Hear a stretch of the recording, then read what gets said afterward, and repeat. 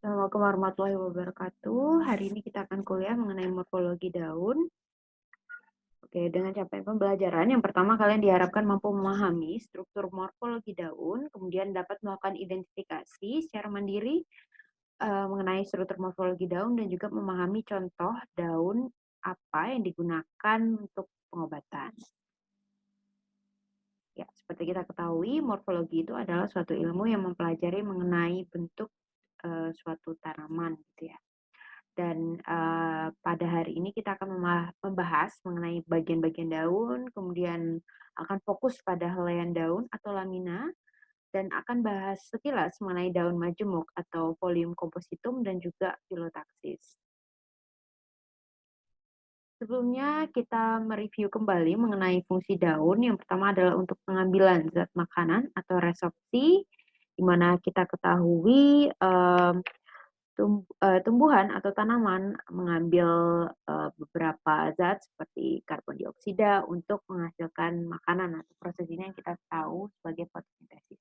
Nah, proses pengolahannya ini ya disebut dengan fotosintesis ya, tadi mengubah dari zat anorganik menjadi organik. Dan juga daun berfungsi untuk membantu penguapan air, di mana kita tahu kalau tumbuhan itu jika berada pada kondisi yang udaranya tinggi, jadi kalau misalkan belum jenuh, maka tumbuhan itu akan menguapkan air yang ada di dalam tumbuhan gitu. Dan yang terakhir adalah untuk pernapasan, ini jelas, jadi tumbuhan juga mengambil oksigen dari udara yang akan dikonversi kemudian menjadi karbon dioksida. Oke, kita lanjut pada bagian-bagian daun. Yang pertama adalah lamina atau helaian daun. Kemudian ada petiolus atau maksud saya tangkai daun, dan juga ada vagina atau pelepah daun. Nah, ini adalah gambaran dari daun yang lengkap. Jadi memiliki lamina, petiolus, dan juga vagina. Nah, tetapi tidak semua daun itu memiliki susunan yang lengkap. Ada juga daun yang memiliki susunan tidak lengkap. Kalian bisa lihat tanda P, ini adalah petiolus ya, kemudian L itu lamina, sedangkan P itu adalah vagina. Jadi kita bisa lihat dari gambar sini bahwa ada juga tumbuhan yang tidak memiliki tiga-tiganya. Jadi hanya punya dua atau satu. Kita lihat dari yang paling kiri atas ya, itu adalah contoh dari daun bertangkai. Jadi di sini ada tangkainya dan juga ada daunnya. Jadi kalian bisa lihat ini ada tangkai, kemudian ada daun.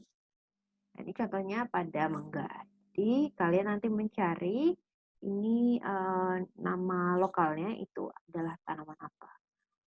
Oke. Selanjutnya, ini kan tadi kita sudah lihat ya ada tangkai, kemudian ada daunnya. Nah, ini adalah daun berupih atau berpelepah. Jadi pelepah itu tadi kan vagina ya. Nah, di sini tanamannya itu tidak punya tangkai. Jadi langsung sudah ada pelepah, kemudian langsung daun seperti itu. Contohnya di tanaman-tanaman rumput-rumputan atau contohnya ini ada padi gitu ya. Kemudian ada juga daun dudu. Di sini artinya daunnya ini tidak punya tangkai, tapi langsung nempel pada batang. Kalian bisa lihat ini batang, kemudian langsung ada daunnya di sini. Kalau di sini, oke lah, ini ada batang, kemudian kan masih ada tangkai, terus baru ada daun. Yang keempat adalah daun memeluk batang. Untuk daun memeluk batang, di sini juga sama ya, kurang lebih dengan yang daun duduk, tapi di sini kalian bisa lihat dari gambarnya ya, daunnya ini seperti memeluk batang. Contohnya kalian cari nih, Fungus arvensis itu apa. Dan yang terakhir adalah daun helaian semu atau palsu. Ini kan semu ya, sebetulnya ini bukan daun, tetapi tangkai. Kalian bisa lihat, jadi ini habis dari batang, ini tuh tangkai, ini bukan daun. Contohnya ini di akasia. Oke, selanjutnya, jadi tidak hanya isinya batang, kemudian habis batang itu tidak hanya ada daun, tadi pelepah dan tangkai, akan tetapi ada juga alat tambahan atau pelengkap. di suatu daun.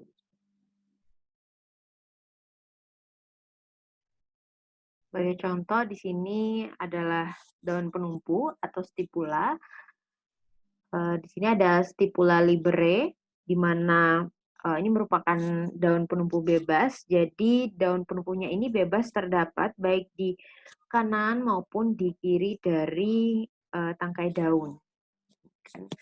Misalkan ada tangkai daun, kemudian di sini ada stipulanya. Contohnya pada tanaman kacang tanah. Jadi, tapi tidak hanya di kanan kiri ya, jadi bisa saja ini ada di kiri saja, kemudian bisa di kanan saja, begitu.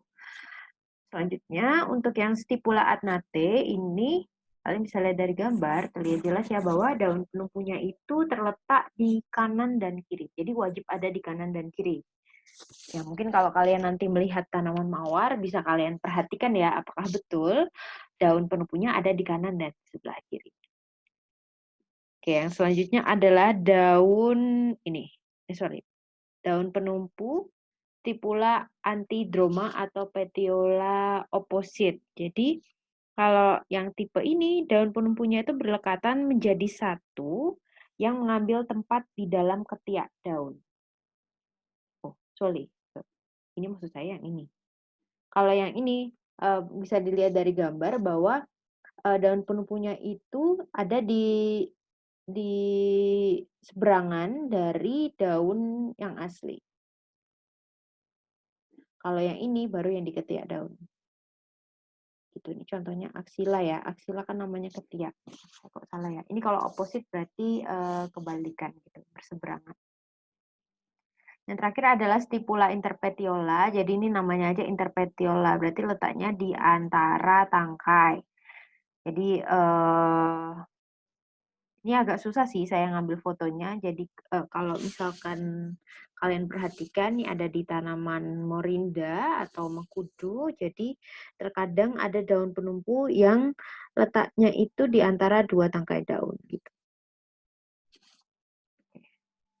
Itu saja mengenai pendahuluannya. Kita akan fokus pada lamina daun atau helaian. Kalian bisa lihat pada gambar di sini adalah adalah struktur dari daun. Jadi kalau misalkan ini batang, ini adalah tangkai, kemudian ini adalah ketiak ya, di mana di ketiak itu bisa saja ada daun penumpu atau kuncup. Kemudian pada daunnya kita bisa melihat ya, ini istilah, jadi kalian harus hafal. Yang pertama adalah bangun daun, ini nama ilmiahnya adalah circumscriptio, dan juga ujung daunnya ini kita namakan apex, jadi diingat. Kemudian pangkal daunnya ini kita namakan basis, dan juga ada susunan tulang daun, ini nama ilmiahnya nervatio atau venatio. Saya sering pakai kata nervatio. Kemudian ada tepi daun, ini margin, ya tadi sudah ya, margin. Kemudian ada daging daun atau intervenium. Jadi ini hanya bisa kalian identifikasi kalau kalian menyentuh langsung. Dan ada juga warna serta permukaan daun. Jadi kita akan bahas satu persatu. Yang pertama adalah mengenai circumscriptio atau bentuk daun. Untuk mengidentifikasi bentuk daun, kalian harus mengetahui kira-kira bagian terlebar itu letaknya di mana. Apakah di tengah persis, atau di tengah bagian bawah. Kalian bisa lihat kalau ini kan tengah persis ya. Kalau di sini agak ke bawah, atau di tengah tapi bagian atas, di agak ke atas, atau tidak ada sama sekali bagian terlebar. Jadi ini biasanya yang lurus gitu ya. Jadi yang modelnya seperti itu, rumput-rumputan. Kita akan bahas satu persatu. Yang pertama adalah mengenai daun yang memiliki circumscriptio bagian terlebar berada di tengah lamina. Kalau di tengah lamina ini ada macam-macam, dibagi jadi 5. Yang pertama adalah bulat. Jadi benar-benar bulat, di mana perbandingan panjang dan lebar adalah 1:1. Contohnya ini, kalian bisa cari di bunga apa, tanaman apa. Kemudian ada perisai atau peltatus, di mana memang betul bagian tengah bagian tengah lamina itu yang paling terlebar,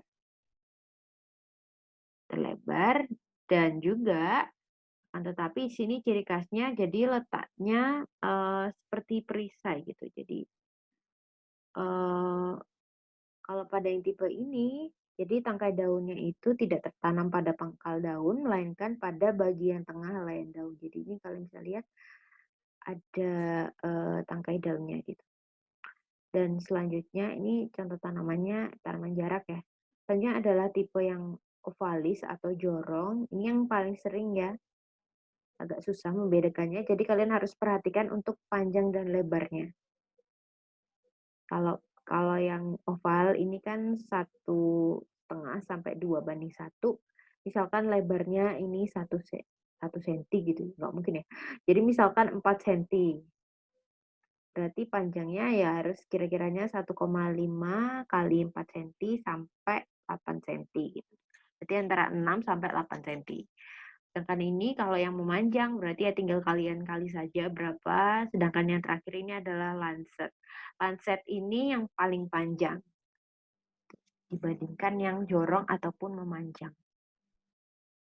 Oke, selanjutnya adalah circumscriptio, di mana bagian terlebar berada di bawah tengah lamina yang dibagi jadi 2, baris tidak bertoreh dan juga basis yang bertoreh. Kita akan bahas yang basis tidak bertoreh dulu. Untuk yang basis tidak bertoreh ini biasa gitu. Jadi basisnya itu bentuknya biasa, tidak macam-macam. Nah, di sini dibagi jadi beberapa. Yang pertama adalah bulat telur. Kalau ini jelas kalian bisa lihat dari bentuknya. Tanaman apa ini pasti kalian tahu ya, diingat-ingat. Kemudian ini ada yang segitiga. Jadi memang seperti segitiga bentuknya. Kemudian untuk segitiga ini dibagi jadi 2. Yang pertama adalah sama kaki dan juga sama sisi. Pasti sudah tahu ya bedanya, kalau sama sisi ya mirip gitu. Kemudian yang terakhir, yang keempat adalah yang bentuk belah ketupat atau rhomboides. Jadi kalian nanti hafalkan bagian ininya ya, nama ininya. Sini untuk yang belah ketupat berarti segi 4 yang sisinya tidak sama panjang. Jadi pokoknya intinya bentuknya segi 4. Oke, tadi kita sudah bahas mengenai yang basis tidak bertoreh. Selanjutnya kita akan bahas mengenai basis bertoreh. Di sini ada chordatus atau jantung. Ya, bentuknya seperti jantung. Maksudnya tidak bertoreh ataupun bertoreh ini kalian lihat pada bagian sininya. Kalau yang tadi misalkan yang bulat telur itu kan ujungnya agak seperti ini. Jadi tidak ada tidak begini gitu. Jadi lebih ya tidak bertoreh gitu. Jadi lurus. Selanjutnya selain bentuk jantung ada juga bentuk ginjal atau reniformis. Kalian tahu bentuk ginjal kan? Nah, ini mirip ginjal. Contohnya ada di tanaman kesukaan kita, yaitu pegagan. Selanjutnya adalah bentuk yang sagittatus atau anak panah. Jadi ya memang seperti anak panah gitu. Nama tanamannya juga sagittatus. Oh iya, jadi memang ada beberapa penamaan morfologi itu disesuaikan dengan nama tanamannya ataupun sebaliknya. Misalkan kemarin waktu kuis ada mengenai batang yang bentuknya segi 4, nah itu adalah markisa. Kalian tahu dari nama ilmiah markisa kan, ilmiahnya ada kuadrannya gitu ya. Oke, selanjutnya adalah yang bentuk tombak, jadi memang menyerupai tombak. Dan yang terakhir adalah bentuknya seperti telinga, jadi memang entahlah bentuknya seperti telinga. Jadi dilihat tadi Sonkus, ada Sonkus arvesis dan juga ada Asper. Oke, tadi kita sudah bahas mengenai yang bagian terlebar ada di tengah dan juga ada di bawah tengah. Selanjutnya kita akan bahas yang di atas tengah. Nah, ini contohnya adalah ovatus. Dan tadi ingat ya, tadi kan ada ovatus ya untuk yang bulat telur. Nah, ini berarti kebalikannya, jadi sungsang. Contohnya nih, tanamannya kalian juga pasti tahu ini tanaman apa. Kemudian selanjutnya ada opchordatus. Kalau tadi chordatus adalah jantung, maka chordatus adalah jantung yang sungsang atau kebalikannya dari jantung. Oke, ya seperti jantung, tapi letaknya ini bukan di sebelah sini, melainkan di bagian luarnya ini. Oke. Kemudian ada yang segitiga terbalik, jadi mirip segitiga, tapi ini kebalik. Kalau yang tadi kan bentuknya seperti ini ya. Jadi yang ininya di bawah sini. Nah, ini terbalik. Kemudian yang selanjutnya adalah sudip atau spatel. Ya, ini jelas bentuknya seperti spatel yang sering kalian pakai buat praktikum. Ini ada di tanaman Elephanthropus caber. Atau nama lainnya adalah tapak liman. Oke, dan selanjutnya adalah circumscriptio di mana tidak ada bagian terlebar pada lamina. Jadi ini rata-rata lurus gitu. Contohnya ini adalah yang linearis, di mana untuk yang bentuk seperti ini daunnya cukup pipih dan panjang. Kan tetapi ada yang lebih panjang dari linearis, yaitu bentuk pita atau ligulatus. Kalian bisa lihat ini sering ditemukan ya kayak rumput-rumputan. Nah, ini contohnya ada di tanaman zimes. Ingat kan apa? Kemudian ada yang bentuknya pedang, jadi seperti linearis, tapi ini lebih tebal. Itu. Kalau ini kan pipih ya, highlightnya di sini. Kemudian ada yang bentuknya paku, ini pasti kalian juga sering bermain saat kecil ya tanaman ini. Jadi apexnya akutus dan bagiannya memang kaku. Dan yang terakhir ada bentuk jarum. Ini lebih pipih, lebih kecil dibanding yang ini linearis. Jadi kalau misalkan kalian lihat, ini kan ya seperti jarum gitu. Oke, contohnya ini di tanaman pinus ya. Nah, ini mungkin bisa diingat kembali kalau misalkan dari taksonomi ini tanaman apa. Gitu. Saya permudah ya. Ini adalah tanaman mangga, jadi diingat-ingat kembali untuk divisi, kemudian apakah ini termasuk Maleopsida atau Liliopsida, kemudian kelasnya apa, itu bisa dilihat. Dan secara morfologi untuk circumscriptionnya ini adalah bentuk yang lanceolatus. Kita juga bisa lihat perbandingan panjang dan lebarnya itu berapa. Oke, kita akan lanjutkan pada apex atau ujung daun. Ini ada yang bentuk runcing. Yang ini kalian bisa lihat sudutnya kurang dari 90 derajat. Ini biasanya ditemukan pada circumscriptio yang ini kayak bulat pemanjang, lancet, segitiga, dan sebagainya. Kalau meruncing, ini titik pertemuannya lebih tinggi. Jadi kalau misalnya yang akutus itu seperti ini, yang acuminatus itu begini. Gitu. Ya, kalian bisa lihat di gambar ini. Dan mungkin bisa dicari, selain Annona muricata, itu apa? Ya, oh ya, diingat ya, Annona muricata itu artinya apa, sedangkan Annona squamosa itu juga apa. Selanjutnya ada yang bentuknya tumpul. Nah, biasanya pada ini bulat telur sungsang ya. Sudutnya lebih dari 90 derajat. Ya kan kita tahu kalau circumscriptio itu mempengaruhi bentuknya. Kalau misalkan bulat telur terbalik ya tidak mungkin lancip. Gitu. Kalau spatel tadi juga begini kan, itu juga tidak mungkin lancip. Tidak mungkin yang runcing maupun acuminatus.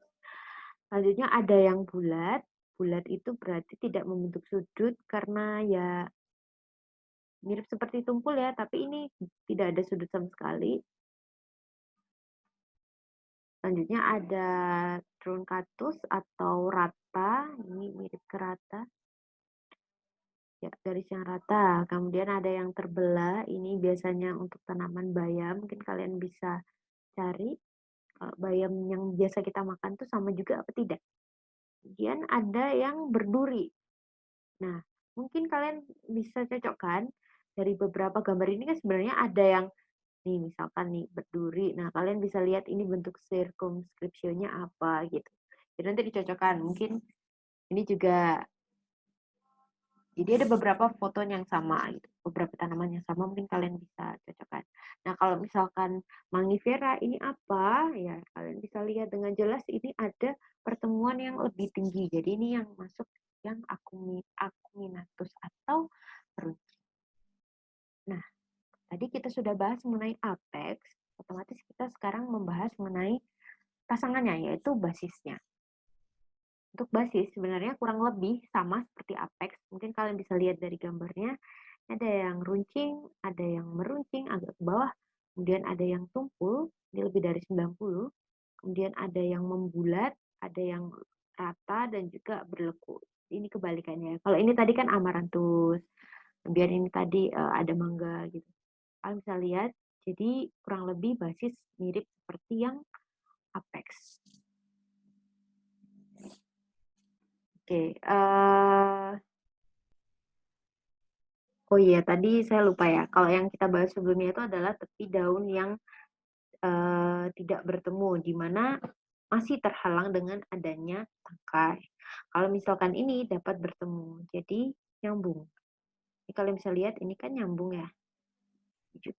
Ini juga nyambung.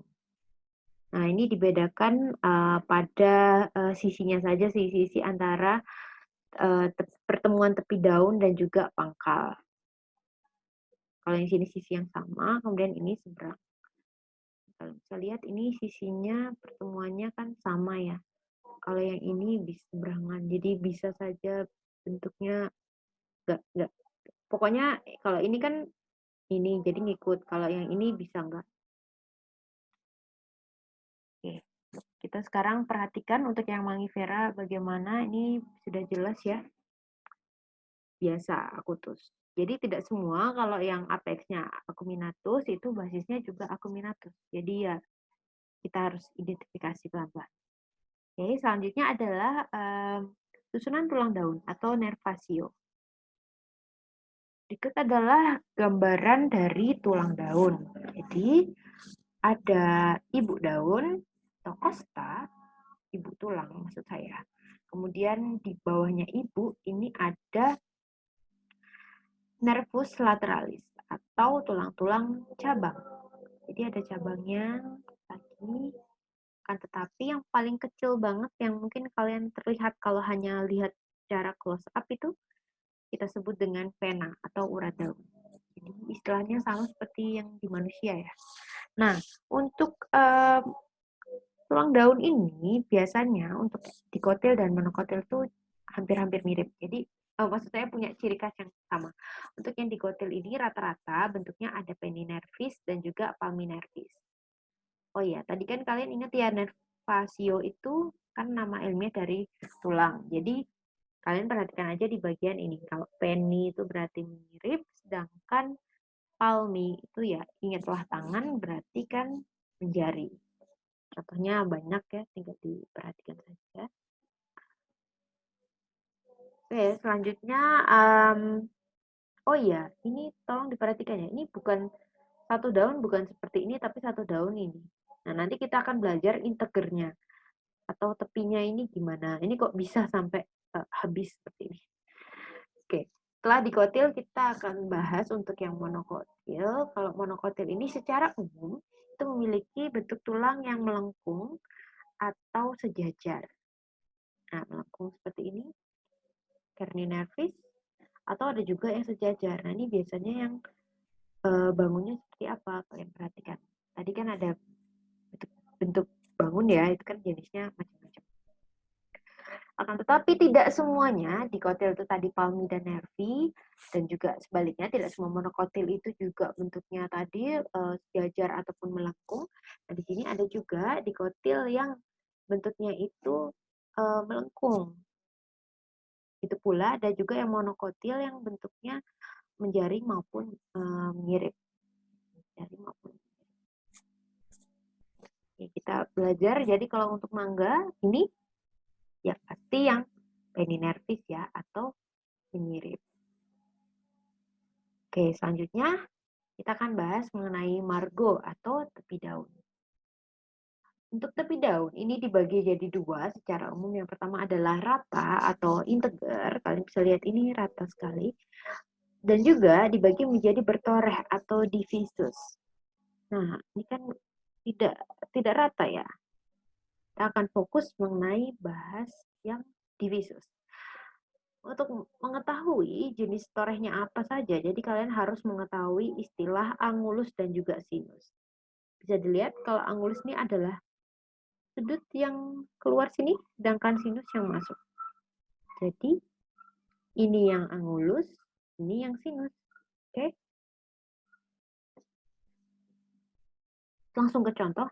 Jadi, untuk toreh itu dibagi dua. Ada yang mempengaruhi bentuknya, jadi torehnya sampai dalam banget. Ada juga yang tidak mempengaruhi bentuknya, atau ya bentuk toreh yang merdeka. Kita bahas yang tidak mempengaruhi bentuknya dulu ya. Jadi ini bentuk daunnya masih terlihat jelas. Oke. Kalian perhatikan tulisan sinus angulusnya di sini.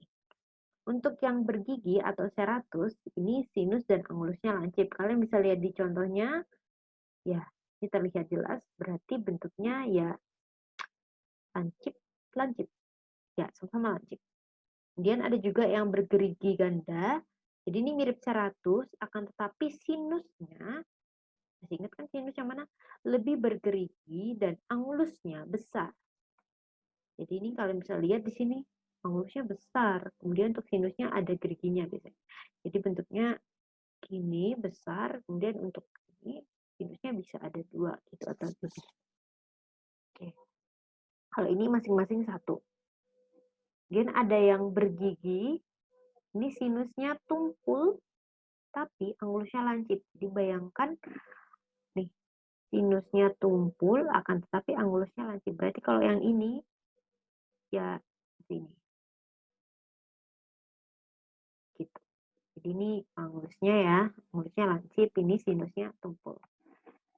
Oke.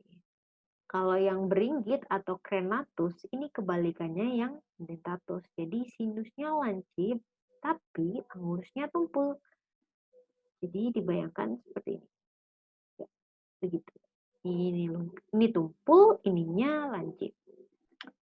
Oke, dan juga ada yang berombak. Kalau berombak ini baik sinus maupun angulus sama-sama tumpul. Jadi ya seperti ini. Oke, itu tadi ya masih lumayan gampang. Jadi untuk toreh yang tidak mempengaruhi bentuknya. Sekarang kita akan bahas mengenai toreh yang mempengaruhi bentuknya. Ini yang agak susah, jadi harus fokus. Dibagi menjadi 3, yaitu lobatus atau berleku, kemudian ada visus atau bercangap, dan juga partitus atau berbagi. Maksudnya gimana? Bisa lihat di gambar yang sebelah sini, ini yang A. Jadi kalau untuk yang lobatus atau berleku itu memiliki toreh yang kurang dari setengah dari panjang tulang-tulang yang terdapat di kanan dan kiri. Jadi misalkan kita lihat ini ada tulang, ini ada ibu tulang ya. Panjangnya ini kan harusnya daunnya seperti ini. Ya, gitu. Nah, ini kan setengahnya kisarannya sini lah ya. Saya gambarkan mungkin seperti ini. Ya, mohon maaf kalau tercoret-coret. Oke, kita perhatikan dulu yang A. Jadi ini torehnya itu kurang dari setengah panjangnya. Oke, kalau misalkan panjangnya seperti ini, jadi torehnya itu ya kalau A sampai sini aja. Jadi nggak sampai sini. Nah, kalau yang sampai setengah ini kita namakan yang B, itu bercangap atau visus. Jadi ini sampai setengah ya. Kan? Sampai setengah. Kemudian kalau yang berbagi ini artopartisus itu sudah lebih dari setengah. Sampai tidak kelihatan bentuk asli. Contoh lainnya kalian bisa bayangkan ya. Nah, ini setengahnya mana gitu. Setengahnya kan ini. Gitu. Langsung saja ke contoh. Nah, untuk yang mempengaruhi bentuknya ini kita langsung gabung dengan petulangannya. Ini ada tulang, ini kan tepi. Yang pertama, kan kita tahu kalau tulang dibagi jadi 2. Jadi kalian perhatikan ini. Ini pinna. Nah, itu sama kayak penny tadi ya. Berarti kan menyirip. Jadi ini golongan yang menyirip, ini yang menjari. Jadi kita tinggal fokus saja pada atasnya ini. Kalau kalian lupa, kita balik lagi bentar. Ini kan ada lobatus, visus, dan partisus. Kita lihat di sini ada lobatus atau lobus, kemudian ada ini Physus atau Tifidus, kemudian ada yang Partisus. Ini ya, jadi kita bahas ini dulu, kita bisa lihat gambarnya. Ini kan menyirip ya, jadi ini masih menyirip. Oke, ini juga bentuknya ini sebenarnya menyirip, kan menyirip ya. Ini satu daun loh ya, segitu. Kemudian ada juga, ini juga sebenarnya menyirip. Ini satu daun. Cuma ini tinggal kalian perhatikan saja, ini torehnya sampai mana. Ini kan cuma sedikit. Kalau ini ya lumayan nih, sampai setengah. Kalau ini sudah sampai, ya habis banget gitu ya. Oke, kemudian ada yang menjari. Kalau menjari kan kita sudah tahu bentuknya seperti ini. Nah, tinggal kita perhatikan, ini satu daun, torehnya sejauh mana. Kalau ini kan cuma sedikit, kalau ini lumayan lah sampai setengah. Kalau yang ini sudah sampai habis banget. Jadi perlu diingat ini, kalau misalkan singkong satu ini tuh adalah satu daun, jadi bukan cuma ininya saja. Oke, sudah pinter ya, berarti ini bisa jawab, ini gampang banget. Jadi kalau untuk mangga ini argonya pasti integer karena kan tidak bertoreh. Oke, sekarang kita lanjut pada yang daging daun. Untuk menentukan daging daun, seperti yang saya bilang, ini kalian harus pegang langsung. Jadi kalau misalkan saya cerita atau kalian lihat gambar ini mungkin agak susah ya buat membandingkan atau membayangkan. Oke, yang pertama ada yang bentuk tipis seperti selaput atau membranaceous. Membranaceous ini ya seperti ini bentuknya. Contohnya di daun paku ini, daun paku selaput. Ya, terlihat seperti ada kayak lapisan selaput di luar gitu. Kemudian contoh yang kedua ini ada yang bentuknya seperti kertas. Ya ini juga tipis, akan tetapi masih cukup tegar. Jadi kalau misalkan didirikan itu ya lumayan bisa. Kalau ini tuh kan kayak ya kasarannya letah gitu ya. Jadi kayak ya, tidak apa ya, agak jatuh gitu kalau misalkan dipegang. Contohnya di tanaman pisang. Kemudian ada yang tipis lunak, ini juga tipis, akan tetapi lebih lunak dibandingkan yang membranaceous. Jadi kebanyakan ini yang modelnya itu berair gitu. Kalau ini kayak jelas ini ada selaputnya. Ya, ini contohnya ada di selada air. Mungkin kalau kalian sering makan tuh selada air itu kan juga tipis lunak. Kemudian ada yang seperti perkamen. Ini tipis, akan tetapi cukup kaku, lebih kaku dibandingkan yang ini. Ini contohnya jelas ya di tanaman kelapa. Nah, kalau yang Coricaceus ini seperti kulit atau belulang, di mana helaian daunnya itu tebal dan juga kaku. Contohnya ini adalah daun nyamplung nih. Ya, daun nyamplung namanya. Jadi ini kalian kalau nggak tahu daun tanaman jeruk gitu kan, itu kan juga kaku seperti itu. Yang terakhir ini adalah yang berdaging carnosus. Nah, biasanya kalau daun yang sering kita ketemui itu bentuknya yang ini. Kalau misalkan yang mangga yang mana, ini seperti yang saya bilang tadi ya, itu ya, Coricaceus ya, atau seperti kulit. Jadi helaiannya daunnya tebal dan juga kaku. Yang terakhir ini kita akan belajar mengenai warna daun. Oh, ya, warna daun. Oh, belum terakhir. Masih ada lagi ya, permukaan. Oke, kalau warna daun ini ya macam-macam ya, beda-beda. Ini ya tinggal kalian perhatikan saja. Tapi kalau kalian melakukan identifikasi, tolong dilihat daun bagian atas sama bawahnya apakah sama warnanya. Karena bisa saja atasnya dan bawahnya itu beda. Oke, kalau secara umum daun mangga itu kita lihat atas bawah itu sama saja warnanya hijau tua. Nah, ini yang terakhir yaitu mengenai permukaan daun. Kalian bisa lihat, kalau untuk permukaan daun itu dibagi jadi macam-macam. Yang pertama adalah leaves atau licin. Jadi, dalam hal ini daun itu terlihat permukaannya ada yang seperti mengkilat, ada yang kayak suram, ada juga yang berselaput lilin. Nah, kalau permukaan ini juga mirip permukaan ya. Jadi kalian, kalau permukaan ini mirip seperti daging maksud saya. Jadi kalian harus pegang supaya gampang buat identifikasinya. Kalau yang mengkilat ini contohnya di daun kopi. Kita lihat, jadi kelihatan memang mengkilat. Kalau ini contohnya ada di ketela rambat, jadi kayak agak licin sih, tapi agak suram gitu warnanya. Ya, gitulah. Uh, Kemudian ada yang berselaput lilin, ini licin, tapi kayak ada lilinnya di atas gitu selaputnya. Contohnya di pisang. Bagian bawah pisang ya, biasanya yang bawahnya yang licin. Oke, selanjutnya ada yang glaber atau gundul. Jadi kalau ini permukaannya ya biasa aja, tapi nggak licin. Kemudian ada yang kasap. Ini kayak misalnya daun jati, misal yang cewek-cewek ke misalkan beli daging gitu ya ke ibu-ibu jualan gitu ya atau ke Blijo gitu, biasanya kan daging itu dibungkus sama daun. Nah, daunnya ini kan daun jati. Kalian bisa rasakan itu kan kayak kasar gitu kan. Ya gitu lah. Oke, selanjutnya adalah yang berkerut. Ini mirip dengan licin ya, tapi sebenarnya nggak licin. Kalau kalian lihat daun ini jambu, praktikum kan sebenarnya tidak licin ya. Nah, ini kalau untuk yang berkerut ini apa ya? Si tulangnya ini kayak mendelep banget. Jadi kelihatan kayak berkerut banget. Jadi kerasa gitu. Kalau misalkan ada kerutannya. Ya, selanjutnya adalah yang berbingkul-bingkul atau bulatus. Ini mirip seperti rugosus, akan tetapi mirip berkerut ya, akan tetapi kerutannya lebih besar. Jadi nggak begitu kerasa kerut-kerutannya. Cuma ada kerutannya. Ya, ini contohnya di daun air mata pengantin. Oke, selanjutnya adalah yang bentuk berbulu.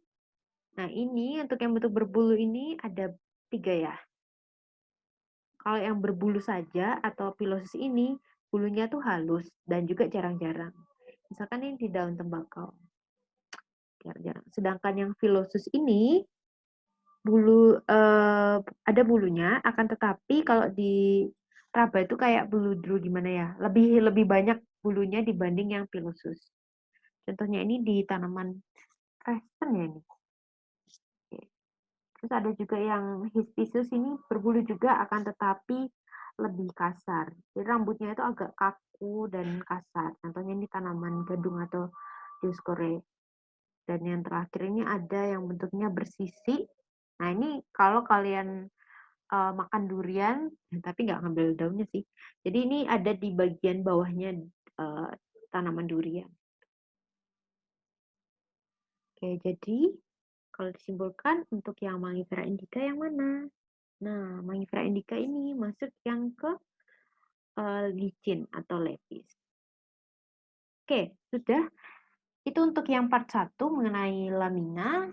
Oke, mungkin saya akan lanjutkan pada part 2 yaitu mengenai daun majemuk. Ya, oke. Nanti kita bisa lihat.